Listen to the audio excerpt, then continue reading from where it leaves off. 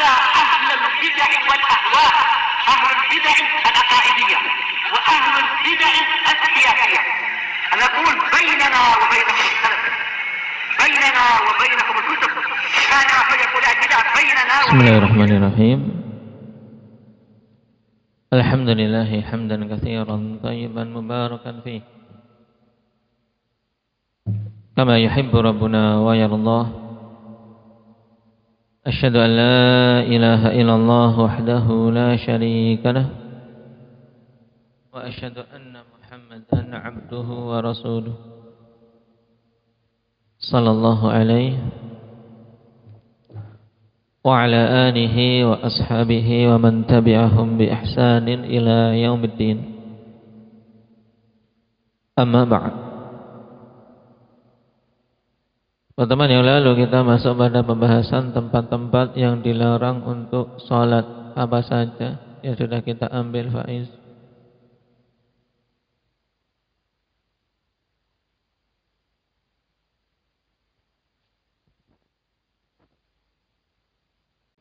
Taib.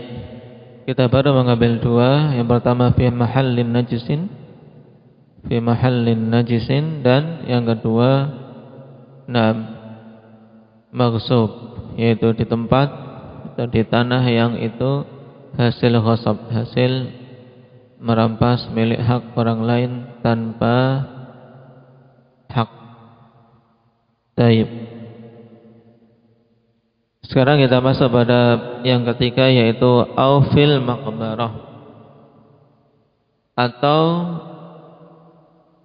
di pekuburan.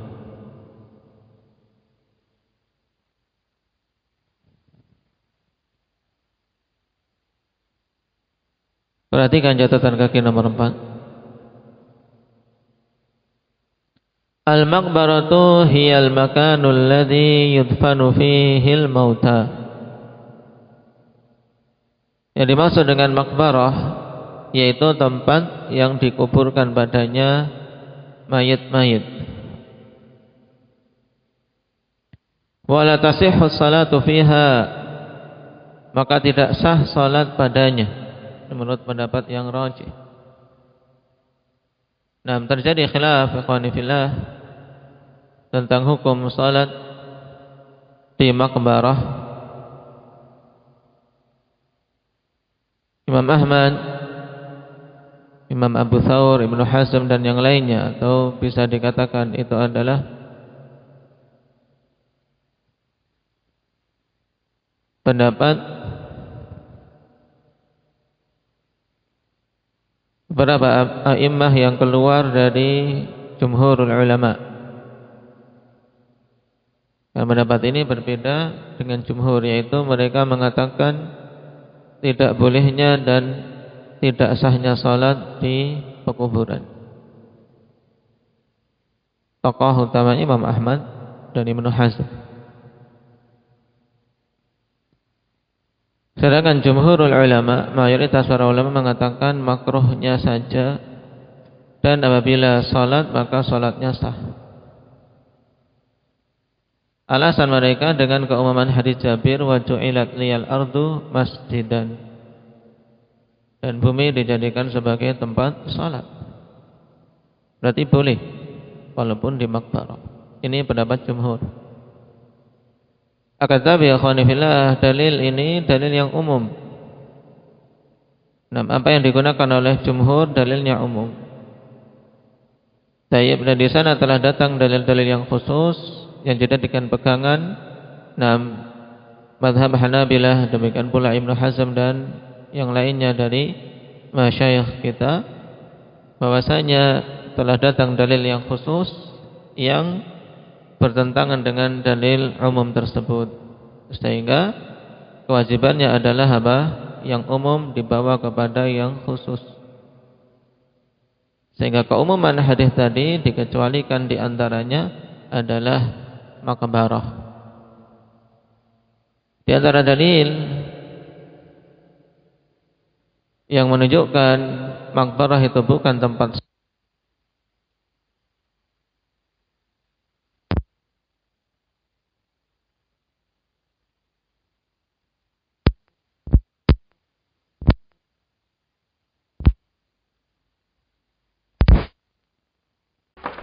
dalil yang menunjukkan bahwasanya makbarah bukan tempat salat, yaitu hadis Abi Sa'id Al-Khudri radhiyallahu anhu. Bahwasanya Nabi sallallahu alaihi wasallam bersabda, "Al-ardu kulluha masjidun illa al-maqbarata wal hammam." Bumi ini semuanya masjid, semuanya tempat salat kecuali makbarah, pekuburan, dan hammam. Apa itu hammam? Indak Akmal, kamar mandi. Taib. Kamar mandi bukan tempat salat sebagaimana tempat salat. Tambah lagi Nabi sallallahu alaihi wasallam memberikan pelarangan yang keras. Taib. Dalam hadits Aisyah radhiyallahu anha, Rasulullah sallallahu alaihi wasallam bersabda, "La'anallahu al-yahuda wan nasara ittakhadhu qubur anbiya'ihim masajid." Allah melaknat orang-orang Yahudi dan Nasara, mereka menjadikan kubur-kubur para nabi mereka sebagai masjid-masjid. Berarti larangan untuk menjadikan kubur sebagai tempat salat. Nah, juga hadis Abdullah bin Umar dalam Sahih Muslim, Rasulullah sallallahu alaihi wasallam bersabda, "Ij'alu min salatikum fi buyutikum wa la tattakhidhuha qubura." Perhatikan hadis ini dan bagaimana cara beristimbat. Ij'alu min salatikum fi buyutikum. Jadikanlah bagian dari salat kalian itu di rumah-rumah kalian. Jadi hendaknya kita punya bagian untuk salat di rumah. Salat-salat sunnah bagi para lelaki. Karena salat wajib mereka wajib ditunaikan di masjid kecuali dalam kondisi uzur. Maka di sini perintah untuk melakukan salat sunnah di rumah dari salat-salat sunnah yang dimampui untuk ditunaikan di rumah. Salat duha, salat malam, salat-salat ba'diyah. Nah, jika tidak khawatir terganggu dengan kelupaan atau kemalasan. Ada qabliyah bagi tempat-tempat yang jauh dari masjid, tentunya dikhawatirkan malah akan terlambat salat yang wajib. Tapi syahidnya perintah Nabi untuk menjadikan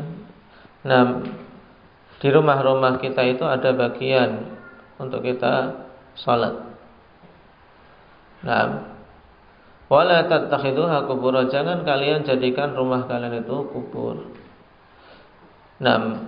Kenapa akhwan? Dikarenakan kubur bukan tempat untuk salat. Ini istimbatnya.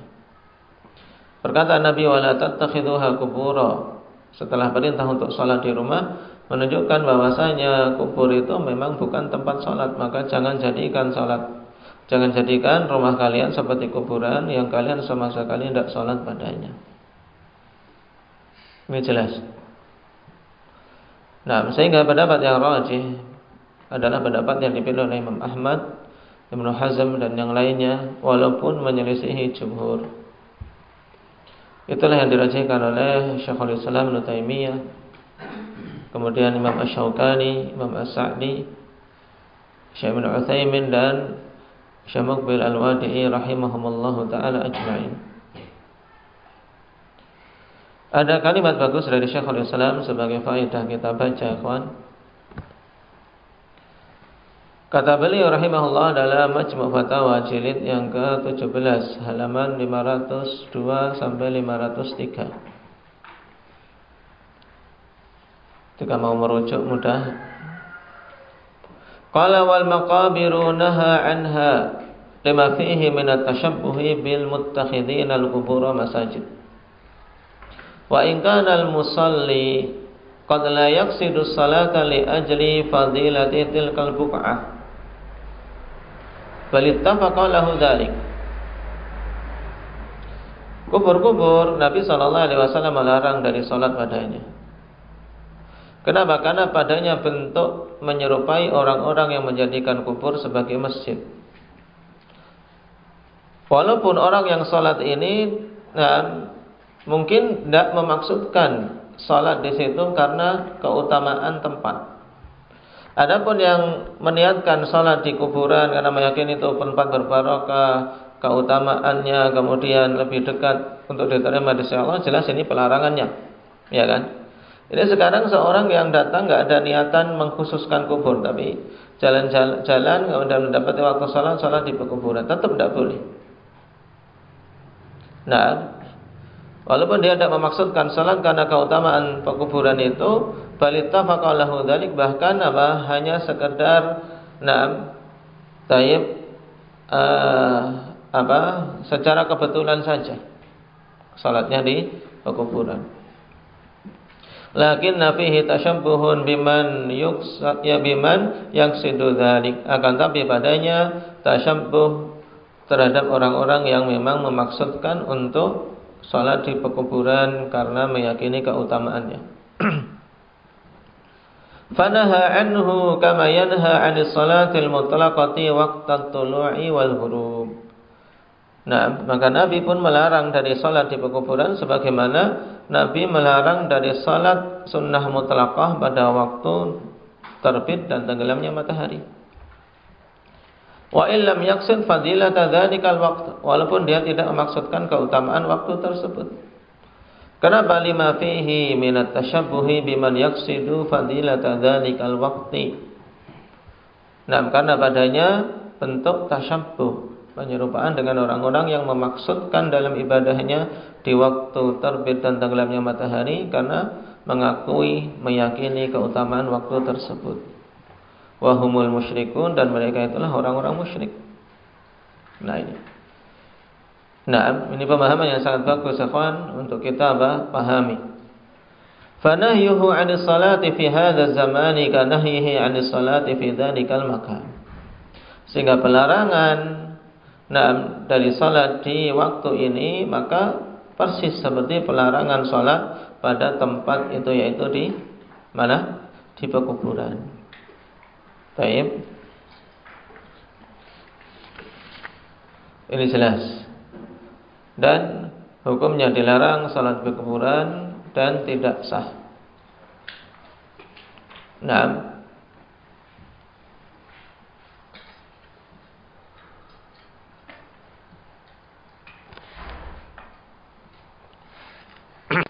kemudian perlu diketahui kawan bahwasanya makbarah, dikatakan makbarah, tidak dipersyaratkan harus yang dikubur di situ harus banyak dulu.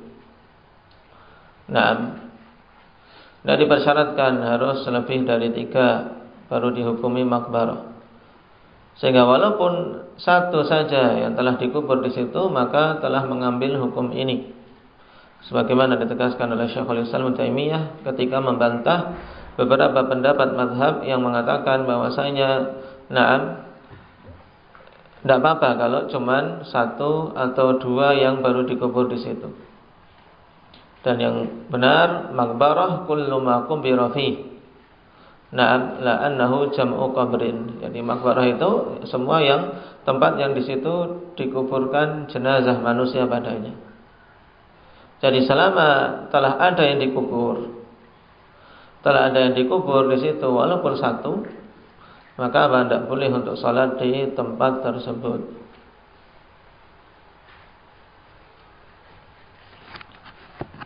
Dikecualikan dari semua jenis salat, dikatakan oleh pentaklik di sini apa? Kecuali salat jenazah. Siwa salatil janazah liman lam yusalli 'alaiha kharijal maqbarah. Kecuali salat jenazah bagi orang yang belum melakukan salat atas jenazah di luar makbarah. Jadi asalnya menyolati jenazah itu di luar makbarah. Makanya musalla jenazah itu arealnya di luar makbarah. Tapi kalau di tempat kita jarang makbarah yang di luarnya, kemudian ada tempat luas sebagai musalla jenazah, tempat menyolati jenazah. Paling di rumah-rumah mereka atau di masjid.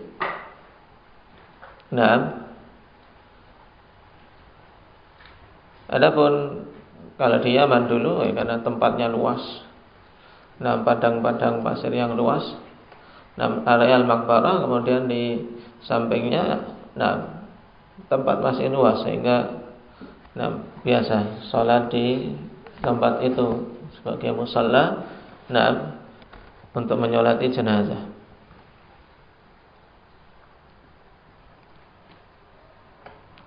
Dikecualikan sholat jenazah bagi orang yang belum menyolatinya di luar makbarah. Dan tentang disyariatkannya ini akhwan ditunjukkan oleh hadis Abi Hurairah radhiyallahu anhu dalam Sahihain, juga datang dari sahabat yang lain.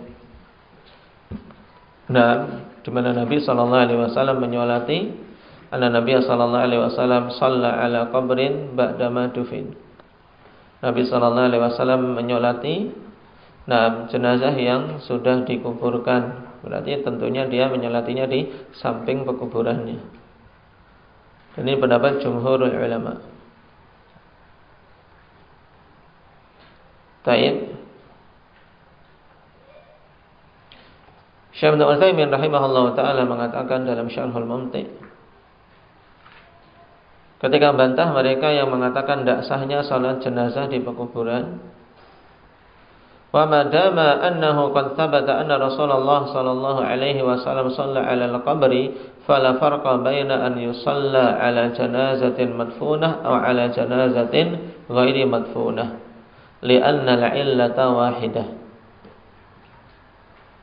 Di sini juga faedah bahwasanya tidak dipersyaratkan harus dikubur dulu baru dibolehkan untuk disolati di pekuburannya. Misalnya, ikhwan, seorang datang terlambat, kemudian menunggunya sudah dibawa ke makbarah, tapi menunggu masih lama juga. Menunggu masih lama dan jenazah diletakkan di situ masih menunggu untuk apa? Untuk persiapan lubang. Kalau dia mau menyolati di situ boleh tidak? Boleh. Menyolati jenazahnya di pekuburan walaupun jenazahnya belum dikubur. Taib.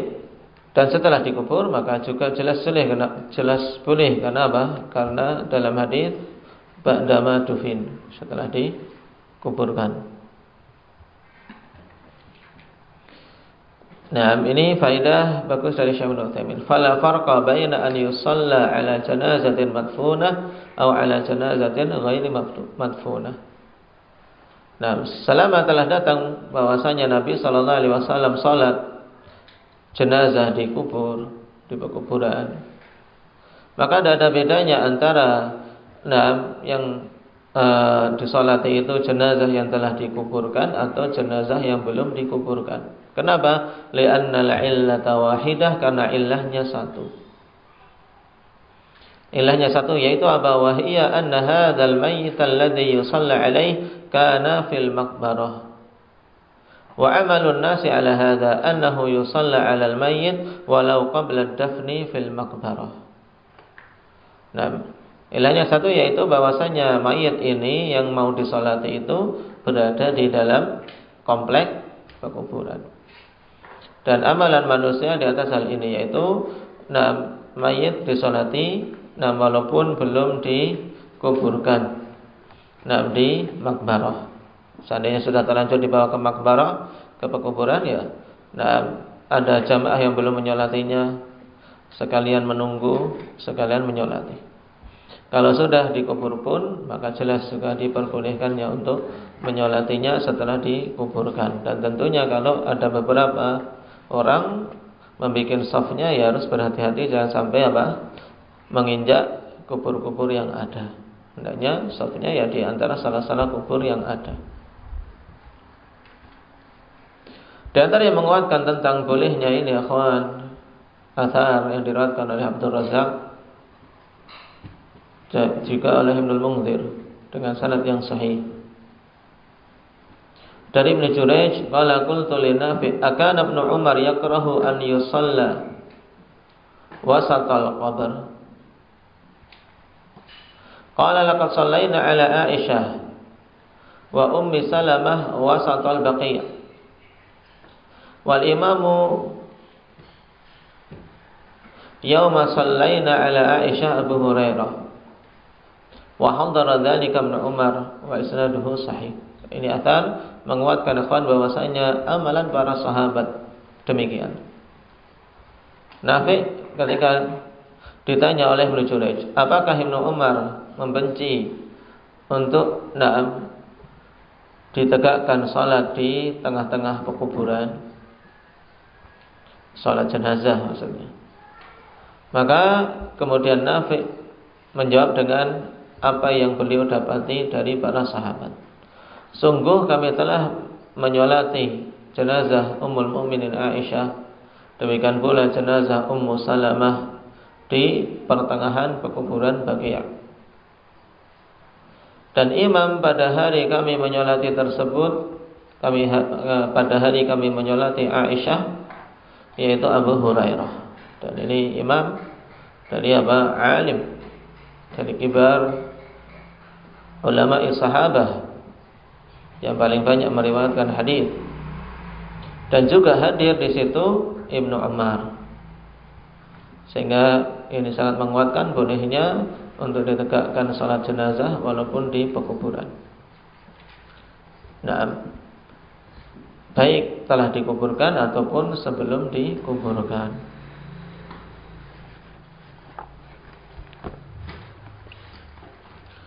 Kita selesaikan pembacaan ta'liq. Di hadits Aisyah radhiyallahu anha anna Nabi sallallahu alaihi wasallam qala la'natullah 'ala al-yahudi wan nasara ittakhadhu qubur anbiya'ihim masajid, akhrajahu al-Bukhari wa Muslim. Ini telah kita sebutkan tadi. Wa li hadits al-ardu kulluha masjidun illa al-maqbarah wal hammam. Wa qad dzakarahu al-muallif, nanti disebutkan di akhir bab. Hadits akhrajahu Abu Dawud wa Tirmidzi wa Ibnu Majah min hadits Abi Sa'id Al-Khudri. Wa qala Tirmidzi hadza haditsun fihi ittirab. Hadis ini padanya ittirab, tapi ittirab akhwan tidak berpengaruh. Taib. Kenapa? Karena masih bisa ditaujih. Masih bisa ditaujih perbedaan riwayat yang ada.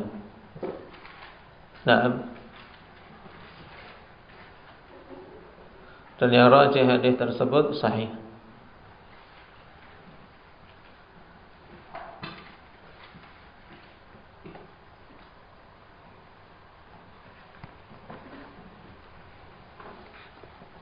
Atau hammam. Kemudian tempat berikutnya yang tidak diperbolehkan untuk sholat, atau hammam, kamar mandi, WC, toilet. Sama. Al-hammam mushtaqun minal hamim wa huwa al-ma'ul har. Taib. Aslinya akhwan hammam yang diambil dari kata hamim, yaitu air panas. Wal muradu bihi al-makanul ladzi yaghtasilu fihi wa fihi al-haditsus sabiq. Dan yang dimaksud adalah tempat yang digunakan untuk mandi padanya, baik itu mandi air hangat ataupun air dingin. Taib. Walaupun asalnya penggunaan hammam untuk apa? Pemandian air hangat, air panas. Dan untuk masalah ini hadis yang telah disebutkan di depan, yaitu hadis Abu Sa'id, al-ardu kulluha masjidun illa al-maqbarah wal hammam. Dikecualikannya hammam dari sekian tempat, menunjukkan hammam tidak boleh digunakan untuk salat.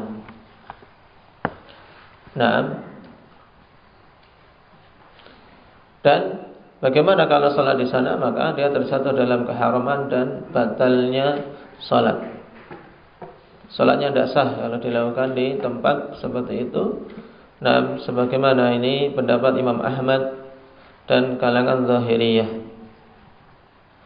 Itu pula yang dirajihkan oleh Imam Asy-Syaukani, Imam As-Sa'di di sini, juga Syekh bin Utsaimin.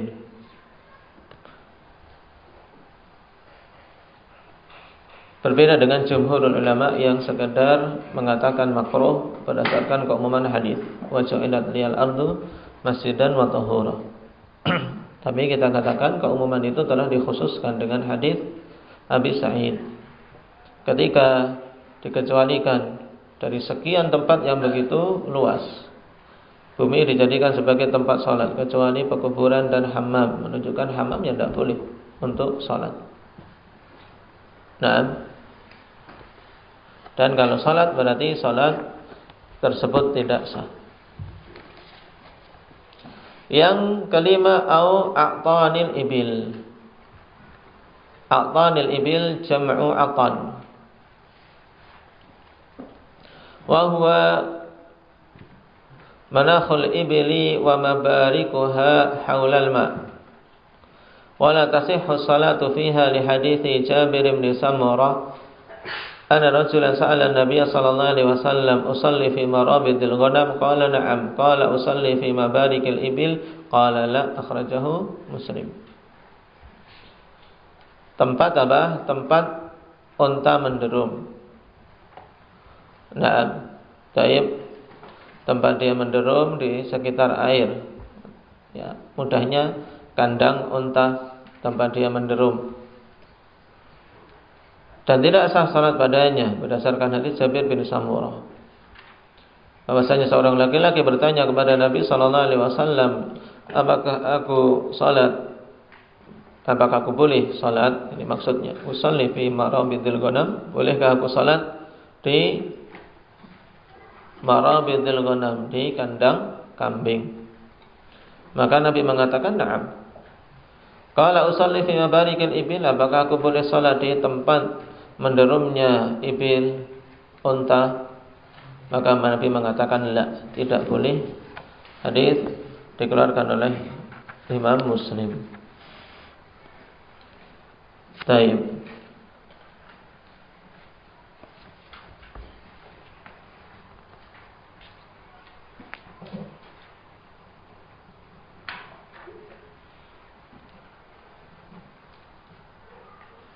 Dan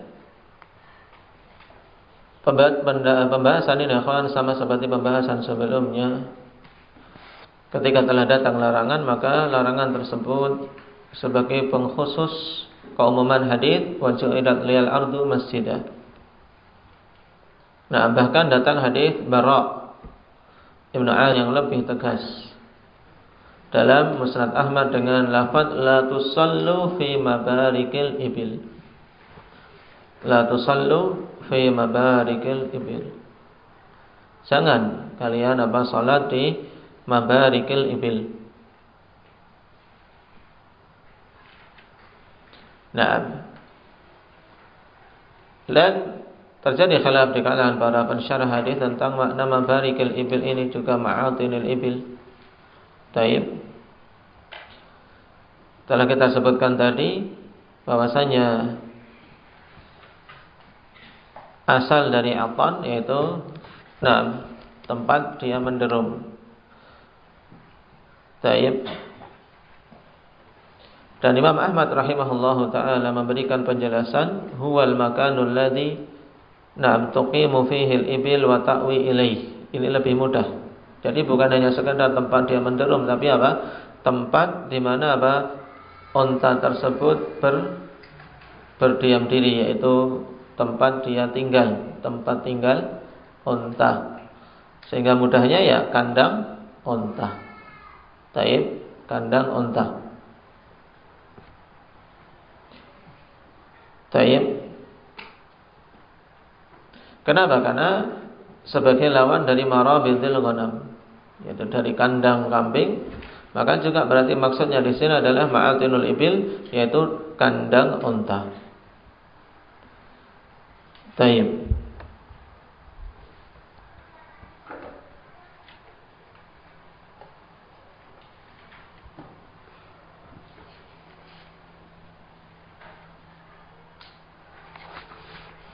Sehingga tidak diperbolehkan untuk sholat di tempat tersebut dan tidak sah karena datang larangan. Pendapat tentang tidak sah dan haramnya pendapat yang dipilih oleh Syekhul Islam Ibnu Taimiyah, Imam Asy-Syaukani dan Syekh Ibnu Utsaimin. Juga dalam kitab kita ini oleh Imam As-Sa'di rahimahullah. Qala fi Sunan At-Tirmidzi marfu'an al-ardu kulluha masjidun illa al-maqbarah wal hammam. Nah, ini di antara dalil untuk masalah kita bahwasanya bumi ini semuanya masjid kecuali, berarti ada pengecualian. Selama datang dalil khusus yang mengeluarkan dari hukum umum ini, maka kita bawa hadis yang umum tersebut pada yang khusus. Di sini dalam hadis Abu Sa'id disebutkan dua, yaitu pekuburan dan kamar mandi. Taib. Kemudian dalam hadis Bara' serta Jabir bin Samurah ditambahkan na'am aqtanul ibil. Taib. Kemudian untuk mahallun najis dan mausul, na'am mahallun najis jelas, na'am karena apa? Bertentangan dengan syarat. Tempat yang najis tidak boleh untuk salat. Adapun tanah hasil ghasab, taib, maka itu berdasarkan keumuman tidak diperbolehkannya memakai hak orang lain. Taib. Tapi telah kita lewati hukumnya, taib, bahwasanya hukumnya muharram. Adapun tentang sah atau tidaknya terjadi khilaf yang kuat. Setelah mereka bersepakat haramnya, kawan. Imam mengatakan salat fil ardil maghsubah haramun bil ittifaq. Haram berdasarkan apa? Kesepakatan para ulama. Taib. Akan tapi apakah sah atau tidak ketika seorang melanggar keharaman tersebut? Khilaf di kalangan para fuqaha. Dan sebagaimana telah kita lewati kemarin, yang rajih salatnya sah dan pelakunya berdosa. Dan ini yang dipilih oleh jumhurul ulama. Barakallahu fikum, naktafi bihadza walhamdulillahirabbil alamin.